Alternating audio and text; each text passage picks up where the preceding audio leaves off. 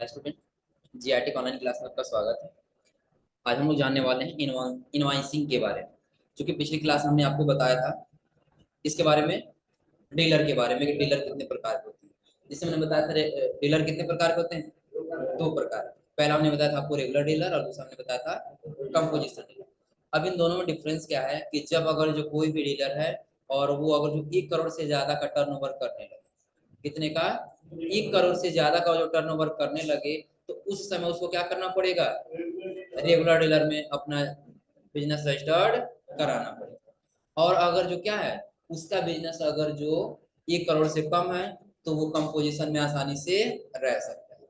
लेकिन इसके भी कुछ नियम है कि वो क्या कर सकता है कि जब कुछ वो लिमिटेशन को पार करेगा तो क्या करेगा, उसको क्या करना पड़ेगा, किसी दूसरे ये रेगुलर डीलर में अपने बिजनेस को रजिस्टर्ड कराना पड़ेगा।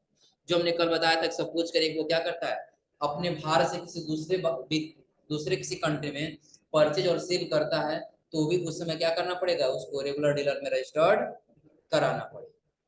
या हम ये बताए थे कि जब वो क्या कर रहा है कि अपने स्टेट से दूसरे स्टेट में हर महीने वो ज्यादा लेन देन कर रहा है, तो भी उसको क्या करना पड़ेगा, रेगुलर डीलर में उसको अपना रजिस्ट्रेशन कराना पड़ेगा। आज हम लोग जानने वाले हैं, जस्ट इसके नीचे दिया हमारा एक इनवाइस, क्या दे रहा है इसमें, इनवाइस प्रिंटिंग, इनवाइसिंग। क्या दिया है, इनवाइसिंग। अब कह रहा है इनवाइसिंग में कि इनवाइसिंग किसी भी टैक्स कंप्लिए क्या दे रहे हैं यहाँ पे, कंप्लियंस का महत्वपूर्ण पार्ट होता है। इसलिए इनवाइसिंग के नियम को समझना बहुत आवश्यक है। जो कह रहा है जीएसटी में 2 प्रकार के इनवाइस इशू होते हैं करने के का प्राविधान है, जिसे निम्नलिखित टेबल द्वारा समझा जा सकता है। पहला दे रहा है टैक्स इनवाइस और दूसरा दे रहा है बिल ऑफ सप्लाई। तो सबसे पहले हम लोग को जानना है टैक्स इनवाइस क्या होता है। यानी कि जब हम लोग क्या कर रहे हैं कि अपने बिजनेस में कोई भी लेन देन कर रहे हैं तो एक इनवाइस देना जरूरी हो जाता है। अरे समझे ना, कहाँ जरूरी होता है कहाँ जरूरी नहीं होता है ये हम लोग जानेंगे। लेकिन कुछ हमको क्या करना होगा, कहीं सपोज करिए कि हम आप हमारे यहाँ आए कुछ खरीदने के लिए। सपोज करिए कि आपने हमारे यहाँ क्या खरीदा, ये रिमोट खरीदा। हम आपसे ये कहें कि हम आपको क्या कर रहे हैं, इस पे 1 साल की गारंटी या वारंटी दे रहे हैं, तो इस समय हमको क्या करना होगा, इसका इनवाइस देना जरूरी हो जाएगा। अगर हम इसका इनवाइस नहीं देंगे या आप इसका इनवाइस हमसे नहीं मांगेंगे, तो बाद में 1 साल के अंदर ये खराब होगा तो आप हमारे पास लेके आएंगे, हम सीधा आपसे कहेंगे कोई आपके पास एविडेंस है जिससे आप बता सकें ये प्रोडक्ट मेरे पास से खरीदे हैं। आ रहा समझे ना, इसीलिए इनवाइस को लेना क्या हो जाता है, बेहद जरूरी हो जाता है। अभी क्या 2 प्रकार से इशू होता है, तो कौन कौन, टैक्स इनवाइस और बिल ऑफ सप्लाई। तो सबसे पहले कह रहा है टैक्स इनवाइस किसे कहते हैं। कह रहा है जब रेगुलर स्कीम में रजिस्टर्ड कोई डीलर किसी टैक्सेबल गुड्स को सप्लाई करता है तो उसे टैक्स इनवाइस अनिवार्य रूप से जारी इशू करना हो।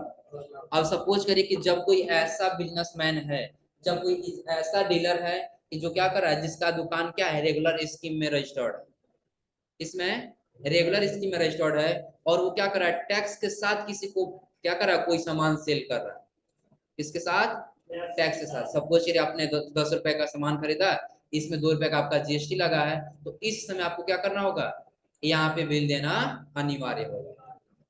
अरे समझ में, आप लोग मैक्सिमम चीज आप लोग देखेंगे जब जाएंगे शॉपिंग मॉल पे, आप लोग देखेंगे अधिकांश क्या होता है, उसमें जीएसटी कलेक्ट रहता है।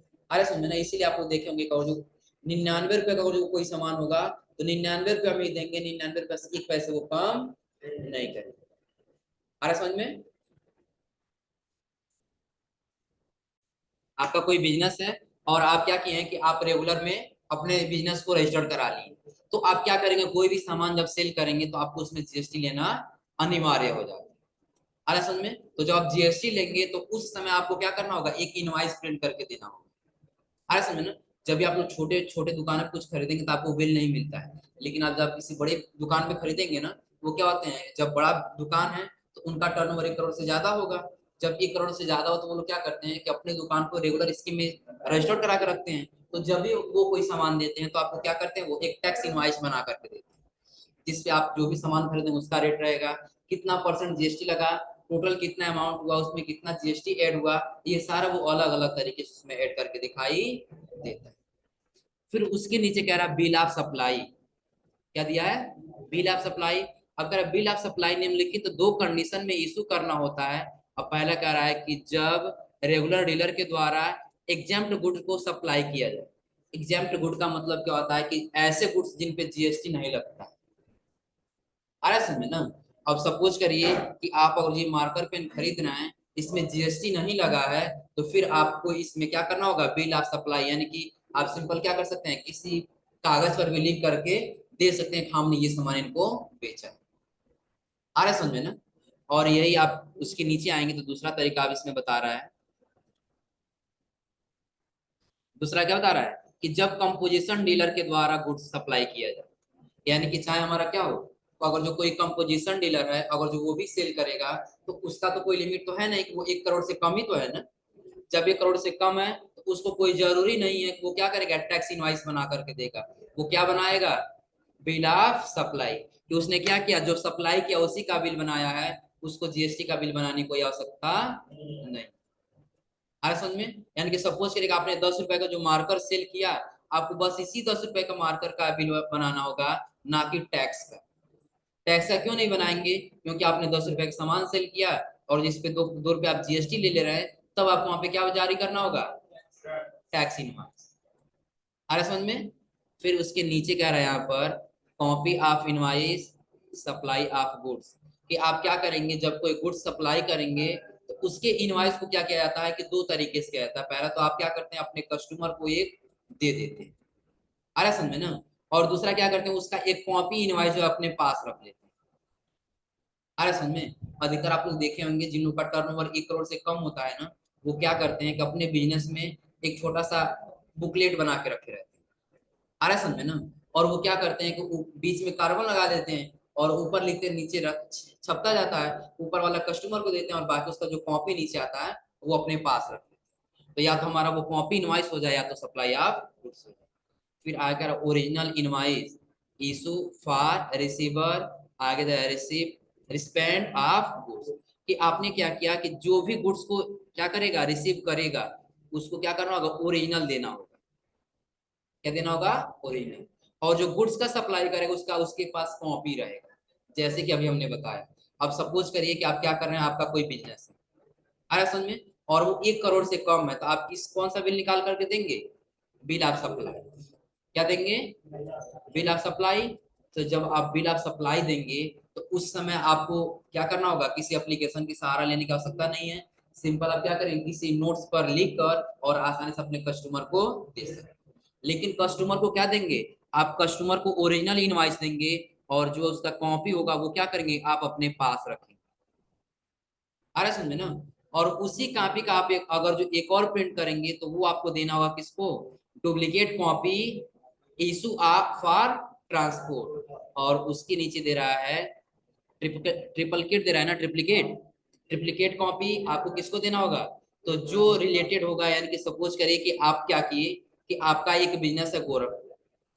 कहाँ पे है, गोरखपुर में। जब आपके पास गया पडरौना का कोई कस्टमर खरीदने के लिए, तो आपने क्या किया, पहले आपने 2 इशू किया इनवाइस, एक ओरिजिनल और दूसरा कॉपी। नहीं, कॉपी। पहले आपने क्या किया, ओरिजिनल इनवाइस इशू किया और उसके बाद से कॉपी किया। तो आप ओरिजिनल क्या करेंगे, अपने कस्टमर को दे देंगे। किसको देंगे, अपने कस्टमर। और जब कॉपी वाला जो बचा रहेगा, तो अगर जो ये कस्टमर आपका कह रहा है कि नहीं, ये काम करिए, आप इसका जो है, जो प्रोडक्ट हम खरीद रहे हैं, ये प्रोडक्ट हम नहीं लेके जा पाएंगे, आप किसी के माध्यम से मेरे पास भिजवा दीजिए। आ रहा है समझ में ना। तो जब ये क्या करेगा, जो गोरखपुर का डीलर है, ये क्या करेगा, सबसे पहले अपने किसी जो भी उसके पास रहेंगे, पहले उसको देगा। अब उसके बिजनेस में अकेले तो वो रहेगा नहीं, किसी ने किसी को रखा होगा कि आप इस सामान को निकलवाइए। रखते हैं ना लोग, क्या बोलते हैं इसको, हाँ, स्टॉकर, जो सामान वहां निकाल के पहुंचवाते हैं सर।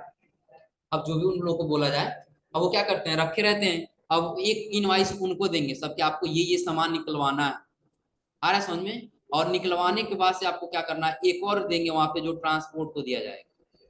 ट्रांसपोर्ट को क्या दिया जाएगा कि ये इतना सामान है, और आपको जो है गोरखपुर से लेकर के जाना है कहाँ, पडरौना। आ रहा है समझ में। तो जब तक उसको जो एक इनवाइस नहीं दिया जाएगा, तब तक उसको कैसे पता लगेगा हमको कहाँ से कहाँ तक लेके जाना। तो सबसे पहले 2 ही इशू होता है, तो पहला होता है ओरिजिनल और उसके बाद होता है कॉपी। तो ओरिजिनल किसके पास चला गया, कस्टमर पास। अब उस ओरिजिनल इनवॉइस में क्या रहता है तो सबसे पहले उस गुड्स का नाम रहता है। क्या रहता है? गुड्स का नाम। गुड्स का क्वांटिटी रहता है, कितना क्वांटिटी वो परचेज किया, कितना रेट लगा, कितना टोटल अमाउंट हुआ, कितना जमा हुआ और कितना बकाया। ये सारा किस पर रहेगा? ओरिजिनल वाले। सेम वही रहेगा किस पर? जो कॉपी इनवाइस रहेगा उस पर। लेकिन जैसे हम उसके नीचे आएंगे तो कह रहा है डुप्लीकेट कॉपी, यानी कि आपने क्या किया, एक डुप्लीकेट जो उसका कॉपी वो आपने ले लिया, तो उस कॉपी से आप क्या करेंगे, इशू करेंगे क्या, कि आपको कौन कौन सा सामान निकलवाना है। आ रहा समझो ना? उसका रेट तो देंगे नहीं, सिर्फ आप क्या करेंगे, क्या देंगे कि कौन सा गुड्स है और कितना क्वांटिटी। आ रहा समझ में ना? वो आपने किसको दिया?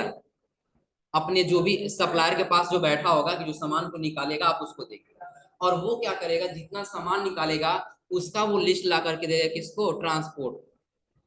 आ रहा समझ में? और ट्रांसपोर्ट नहीं तो आप लोग देखेंगे पिकअप वाले होते हैं तो उनको भी एक लिस्ट लिख करके दिया जाता है, ये सामान है, आपको यहाँ से लेकर के यहाँ तक लेके जाना। ये सारा आपका किस में आएगा? Bill of supply. यानी कि टैक्स इनवॉइस और बिल ऑफ सप्लाई में अंतर समझ में आया? कि बिल ऑफ सप्लाई कब होगा और टैक्स इनवॉइस कब होगा? तो टैक्स इनवॉइस हम कब कहेंगे, कि जब कोई रेगुलर डीलर क्या करता है, किसी टैक्स के साथ कोई गुड्स को सेल करता है, तो वहां पे उसको कौन सा बिल बनाना होगा? टैक्स इनवॉइस बनाना होगा। और वही अगर जो रेगुलर डीलर ही है लेकिन वो ऐसे गुड्स को सेल कर रहा है जिसके ऊपर जीएसटी नहीं है, तो उसको टैक्स इनवॉइस बनाने की कोई आवश्यकता नहीं है, क्योंकि जिस वस्तु पे अगर टैक्स नहीं है उसको टैक्स इनवॉइस बनाने की कोई आवश्यकता नहीं। और उसके बाद हमने बताया कि जब कोई भी कंपोजिशन डीलर है और वो क्या करेगा, किसी गुड्स को सेल करता है, तो वो कितना, अगर जो ऐसे देखा जाए तो वो कितना कॉपी निकालता है? 4। कितना निकालता है? 4। जो एक ओरिजिनल अपने कस्टमर को देता है। किसको देता है? कस्टमर को। यानी कि जो रिसीव करने वाला, जो गुड्स रिसीव करने आया था, जो खरीदने आया था, उसको ओरिजिनल कॉपी देगा कि आप ये सामान खरीदे, उसका हमने ये रेट लगाया, इतना अमाउंट हुआ, आपने इतना दिया, इतना हमको आपसे पाना है। सेम उसी का कॉपी बना के एक अपने पास रख लेगा कि अगर जिनके पास वो खो जाता है तो मेरे पास वो कॉपी रहेगा। फिर वो एक क्या करता है, एक ऐसा लिस्ट बनाता है जो देता है उसके पास जो भी निकालने वाले रहेंगे उनको, वो क्या करते हैं, गुड्स को निकालते हैं, और वो फिर क्या करते हैं, एक ऐसा लिस्ट तैयार करते हैं जो अपने ट्रांसपोर्ट को देते हैं। अब ऐसे क्या होता है, गुड्स की आसानी से सप्लाई हो जाती है। क्लियर सबको? अब जैसे इसके नीचे आएंगे तो इसके नीचे क्या बता रहा है, ये types of dealer, types of goods, और यहाँ बता रहा है tax of types of invoice. कि देखिए क्या हुआ,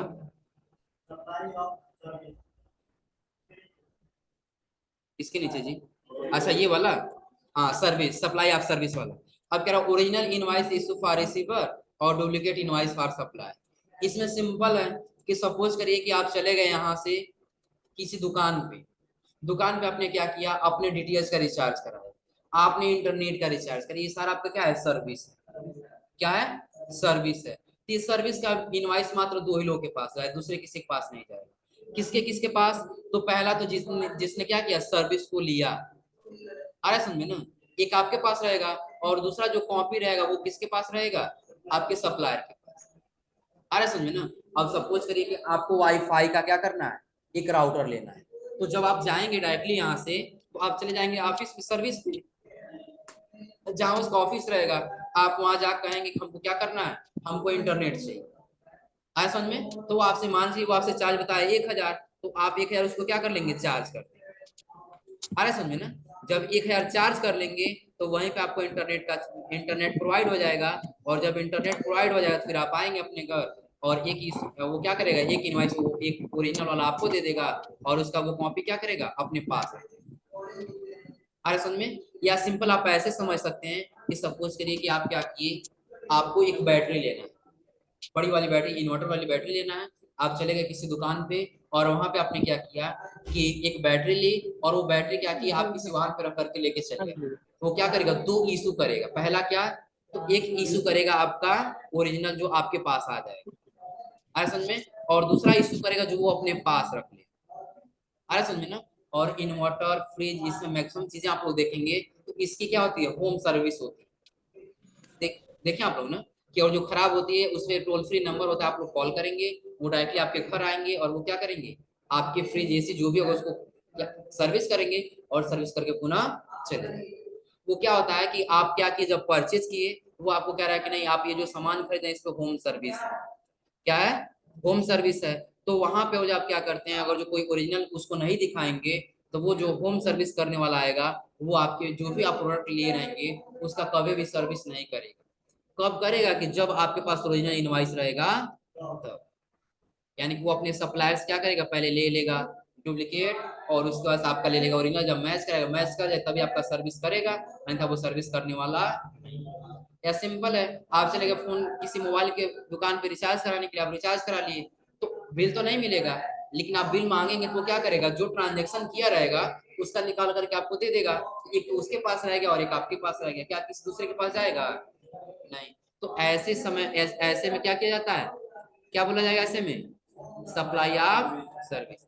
अभी बता रहा है कि आपका टैक्स इनवाइस कब होगा और बिल सप्लाई कब होगा।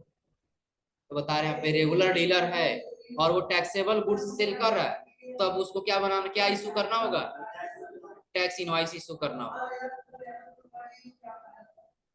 क्यों आए नहीं हो विकास? यानी कि क्या बता रहे हैं यहाँ पे, अगर जो रेगुलर डीलर है, सपोज करिए आपका एक बिजनेस है और ये क्या है, रेगुलर स्कीम में रजिस्टर्ड है, इसमें रेगुलर स्कीम में रजिस्टर्ड है, और आप जब टैक्सेबल गुड्स सेल करेंगे तब आपको क्या करना होगा, टैक्स इनवॉइस बना के देना जरूरी है। लेकिन आप रेगुलर डीलर हैं और एग्जेम्प्ट गुड्स सेल कर रहे हैं, यानी कि ऐसे गुड्स जिसपे कोई जीएसटी नहीं है, तब आपको क्या बना के देना है, बिल ऑफ सप्लाई। आगे कह रहा है कंपोजिशन डीलर, कंपोजिशन डीलर हैं और टैक्स वाला भी गुड्स सेल कर रहे हैं तो भी आपको टैक्स इनवॉइस बनाने की आवश्यकता नहीं है, सिर्फ आप क्या बनाएंगे, बिल ऑफ सप्लाई। और आगे रहा फिर कंपोजिशन डीलर, कंपोजिशन डीलर है और एग्जाम गुड्स, यानी कि आप क्या कर रहे हैं, बिना जीएसटी का गुड्स सेल कर रहे हैं तो भी आपको टैक्स इनवॉइस बनाने की कोई आवश्यकता नहीं है, आपको क्या बनाना है, बिल ऑफ सप्लाई। क्लियर सबको यहाँ तक? और आगे आपको मिलेगा HSN code in GST. HSN code in GST क्या है, कि जब आप जीएसटी में जाएंगे तो उसमें गुड्स का नाम नहीं लिया जाता है, उसमें उस गुड्स का क्या होता है, कोड होता है। क्या होता है, उस गुड्स का कोड होता है जो क्या होता है, 2 डिजिट से लेकर के, यानी कि 2 डिजिट से लेकर के और 8 डिजिट तक रहता है। कहाँ तक रहता है, 8 डिजिट, यानी कि आपका 2 डिजिट से स्टार्ट होगा और वो कहाँ तक चला जाएगा, 8 डिजिट तक। अब सपोज करिए कि आपने अगर ये मार्कर खरीदा तो मार्कर को जीएसटी में वहां पे मार्कर नाम नहीं लिया जाएगा, बल्कि इसका एचएसएन कोड होगा। सपोज करिए कि इसका एचएसएन कोड क्या दिया है, हम मान लेते हैं दिया है 2021, क्या दिया है 2021। तो जैसा हम इसका एचएसएन कोड भरेंगे 2021, इसका सारा डाटा निकल के आ जाएगा, कितने का गुड्स है, कितना जीएसटी लगा है और कितना हम इसको सेल करना है। आया समझ में? और उसके नीचे आपको मिलेगा 2 डिजिट एचएसएन कोड, कि 2 डिजिट एचएसएन कोड का प्रयोग कब किया जाता है, तो बता रहा है the tax payer with turnover between RS 1.5 crore and 5 crore. यानी कि जब आपका 2 डिजिट का एचएसएन कोड कब होगा, कि जब आप क्या करते हैं, आपका टर्नओवर 1 यानी कि 1.5 करोड़ करोड़ से लेकर के और कहाँ तक हो, 5 करोड़ तक हो, तो उस समय आप पूरे क्या कर रहे हैं, फाइनेंशियल में जितने का टर्नओवर कर रहे हैं तो आपके पूरे गुड्स का डिजिट कितना रहेगा, 2 रहेगा। आ रहा है समझ में ना? इसका एक उदाहरण हम आप लोग को बता दें, तो जब भी आप लोग जाते हैं किसी कपड़े की दुकान में तो मैक्सिमम चीज आप लोग देखे होंगे, उस कपड़े के पीछे लिखा होता है जैसन को, देखे सभी लोग ना? कभी ध्यान दिए कि नहीं आप लोग? कभी आप लोग ध्यान दीजिएगा, दिया जो नहीं होगा तो उस पर पेन से लिखा गया होगा। आ रहा समझ में ना? अगर उस पर छपा नहीं होगा तो उस पर क्या होगा, पेन से लिखा गया होगा। जैसे कभी कभी ये होता है कि जैसे जो कंपनियां बनाती हैं और जो कंपनियां एचएसएन कोड नहीं टाइप करती हैं, तो जो डीलर होते हैं जो खरीद करके लेके आते हैं वो उस पर क्या कर देते हैं, पहचानने के लिए एचएसएन कोड टाइप कर देते हैं। आगे हम लोग एचएसएन कोड पढ़ेंगे भी, जैसे हम लोग गुड्स की एंट्री करने जाएंगे ना तो वहाँ पे सभी हम लोग क्या करेंगे, एचएसएन कोड का प्रयोग करेंगे ज्यादातर उसमें। क्लियर सबको? और आगे रहा क्या, 4 डिजिट एचएसएन कोड, कि अगर जब क्या करेंगे 4 डिजिट का प्रयोग कब होगा, तो बता रहा है कि जिसका मोर देन टर्नओवर क्या हो, 5 करोड़ से अधिक हो, उसको कितने डिजिट का दिया जाता है, 4 डिजिट का। और उसके बाद बता रहा है 8 डिजिट का, तो जो जो क्या हो, 8 digit code, HSN code of 8 digit is Montessori in case, monetary दे रहा है ना, in case of export and import of goods, कि जो आप क्या करते हैं कि सिर्फ गुड्स का आयात या निर्यात कर रहे हैं तो उस समय आपको कितने का दिया जाएगा, 8 डिजिट का। यानी कि ये दिया है जो सपोज करिए कि आपका 2 अंक का दिया है, सिर्फ आपका 20 दिया है, तो ये आपका बताएगा कि जो भी डीलर से आपने परचेज करके लाया है वो क्या है, 1 करोड़ से लेकर के और 5 करोड़ के बीच में उसका टर्नओवर, कहां से लेकर के 1.5 करोड़ से लेकर के और फिर 5 करोड़, इसका टर्नओवर फिर कितना हो जाएगा, एचएसएन कोड 2 अंक का रहेगा। और यही और जो क्या हो जाता है कि जिसमें हम लोग देखेंगे 4 अंक का दिया है, जैसे सपोज करें कि इसमें दे दिया कितना, हम मान लेते हैं कि 20 और 21 दे दिया, तो कितना हो गया ये 4। तो जहां पे देखेंगे 4 है वहां पे उसका टर्नओवर कितना है, मोर देन, यानी कि 5 करोड़ से अधिक, आ रहा समझ में। और उसके नीचे आएंगे तो जहां पे सिर्फ गुड्स को क्या किया जाता हो, आयात और निर्यात किया जाता हो, जैसे आप लोग देखे होंगे ट्रेडिंग वाले, जो ट्रेडिंग कंपनी होती है वो क्या करती है, किसी छोटे डीलर्स को सेल नहीं करती है, वो क्या करती है, बड़े बड़ी मात्रा में सामान को उठाती हैं और बड़े मात्रा में किसी दूसरे कस्टमर को सेल कर देती हैं, तो वहां पे उन लोग का एचएसएन कोड कितना हो जाएगा, 8 डिजिट का। अब ये होते क्या है, तो आप लोग देखे होंगे, जैसे अगर हम किसी किराने की दुकान ले लें, तो जहां पे आप लोग सुनोगे वहां पे थोक सामान मिलता है, आ रहा है समझ में ना, तो वो जहां से परचेज किया होगा, आ रहा है समझ में ना। अब सपोज करिए कि आपका गोरखपुर में क्या हुआ, मैन्युफैक्चरिंग हुआ, गोरखपुर में नया बना, क्या हुआ, मैन्युफैक्चरिंग हुआ, तो कसिया का जो व्यक्ति है इससे खरीद करके लेके आया, आ रहा है समझ में ना। और ये क्या कर रहा है, ये बिल्कुल गत्ता खरीद करके लेके आ रहा है और गत्ता ही बेच रहा है, उसमें से वो यानी कि अलग अलग करके सेल नहीं कर रहा। उससे इससे क्या किया कि किसी पडरौना के कस्टमर ने इससे परचेज किया और वो भी इसने क्या किया, गत्ते में लिया यानी कि केस में, और इसने क्या किया, केस में ही सेल कर दिया, आ रहा समझ में ना। केस का मतलब होता है गत्ता, जब हम लोग इसमें अकाउंटिंग में आएंगे ना, तो केस का मतलब होता है गत्ता, यानी कि सी या सी जहां होगा वहां हमारा क्या होगा, गत्ता हो जाएगा। तो सपोज करिए कि जो गोरखपुर का मैन्युफैक्चरर है, उससे कस्या के व्यापारी ने क्या किया, इससे 10 केस माल खरीद करके लेके आया, कितना केस, 10 केस माल खरीद करके लेके आया, और पडरौना का ये व्यापारी गया कस्या वाले के पास और यहाँ से उसने पूरे 10 केस को क्या करके लाया, परचेज करके ला दिया, आ रहा है समझ में ना। तो यहाँ पे इसका जो एसएसएन कोड मिलेगा वो कितने डिजिट का मिलेगा, 8 डिजिट, कितने डिजिट का मिलेगा, 8 डिजिट। क्लियर सबको यहाँ तक। अब इसके आगे आपको थोड़ा सा दिया जाएगा किसके बारे में, वही एचएसएन कोड के बारे में। और नीचे दे रहा है इनपुट क्रेडिट, और उसके बाद दे रहा है इनपुट टैक्स, और उसके नीचे रिटर्न, और उसके बाद बता रहा है आपका जीएसटी के बारे में, दिख रहा है सबको ना। तो ये आप लोग और थोड़ा सा पढ़ लेंगे तो सबसे बेटर है, क्योंकि आप लोग पढ़ेंगे तो वैसे समझ में आ जाएगा, क्योंकि रेगुलर डीलर के बारे में हमने ऊपर बता ही दिया है, रिटर्न के बारे में हमने बता ही दिया है, आ रहा है समझ में ना। इसका प्रैक्टिकल करके बताया जाएगा, जैसे आप लोग का जो टैली प्रैक्टिकल खत्म होगा ना, तो जीएसटी आप लोग को जब पढ़ाया जाएगा तो उसमें बताया जाएगा कि आपको क्या करना है, कैसे जीएसटी फाइल को बनाना है, और कैसे जीएसटी फाइल को अपने क्या करना है, सीए के पास देना है, और कैसे गवर्नमेंट को पेमेंट करना है, ये सारा उसमें बताया जाएगा आप लोगों को जीएसटी, आ रहा है समझ में ना। तो अगर जो आप लोग ये थोड़ा सा पढ़ लेंगे तो बेटर रहेगा आप लोग के लिए। आईटीसी उस दिन बताई थी, आईटीसी किसे कहते हैं, याद आ रहा है सबको, इनपुट टैक्स क्रेडिट, क्या बताए थे कि सपोज करिए कि आप अपने सप्लायर्स क्या करते हैं, 100 रुपए का माल खरीदते हैं और उससे 5 रुपए आपका क्या लगा है, जीएसटी, तो यही 5 रुपए आपका क्या कहलाएगा, आईटीसी कहलाएगा, क्या कहलाएगा, आईटीसी, यानी कि इनपुट टैक्स क्रेडिट, कि आपने ये पैसा क्या किया, आपके पास आने से पहले आपने टैक्स को पेमेंट कर दिया। कैसे, तो जब आप ये 100 रुपए का सामान 120 में बेचेंगे तो आप इस पे जीएसटी कितना ले लेंगे, 6 रुपया, तो इसका 5 रुपया जीएसटी तो आपने पहले ही इसे दे दिया, आ रहा है समझ में ना। तो इसीलिए इसको हम लोग बोलते हैं इनपुट टैक्स क्रेडिट, आ रहा है समझ में ना। तो ये इनपुट टैक्स क्रेडिट क्या होता है, इसके बारे में थोड़ा सा आप लोग पढ़ लेंगे तो बेटर रहेगा। क्लियर सबके यहाँ तक।